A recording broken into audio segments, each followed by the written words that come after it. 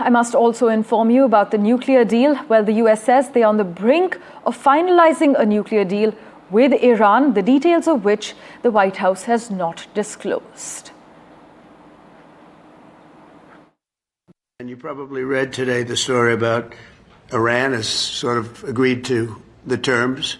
They're not going to make, I call it in a friendly way, nuclear dust. We're not going to be making any nuclear dust in Iran. And we've been strong. I want them to succeed. I want them to end up being a great country, frankly, but they can't have a nuclear weapon. That's the only thing. It's very simple. It's not like I have to give you 30 pages worth of details. There's only one sentence. They can't have a nuclear weapon.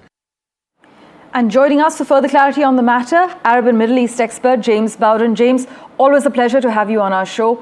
We've just heard Donald Trump claiming the US and Iran are nearing a nuclear deal.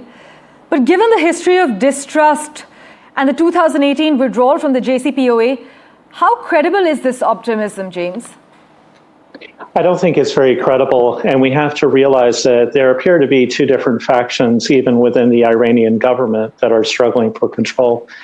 It was announced late last night that the Iranians were willing to get rid of highly enriched uranium. They were looking to cap enrichment and also subject themselves to inspections. Then early today, the Iranian foreign minister came out and said, no, we are not going to cap any enrichment. We're not going to limit ourselves, and we're going to pursue an aggressive policy. We're going to have complete open door. So we're seeing a lot of different shifting positions. We've got President Trump, who is shifting by the day on his own. And then we have the Iranians who appear to be in this power struggle. So I'm not very confident that we are really close to a deal. And I think that it's going to take some more substantial moves before we can get to that point. Right. Meanwhile, Qatar, James, has emerged again as a key mediator.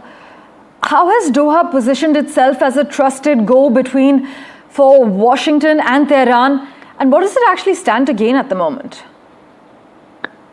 Well, Qatar has long served as a go-between for the United States. And, you know, they do have good connections with a lot of different parties. You'll remember that in 2016, I believe it was, or 2017, they were, Saudi Arabia tried to eject them from the region because of their strong ties to Iran. And so they're plugged in. A lot of people see them as the big peacemakers and deal makers in the region. And so the United States has wisely tapped into that source. And I think that we have seen that policy bear a lot of fruit.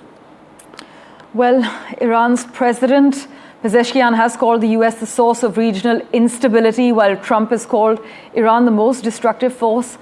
We'll keep a close eye on how such rhetoric also plays in shaping real negotiations. But thank you so much, James, as always, for making time for us and joining us on NDTV. It's my pleasure.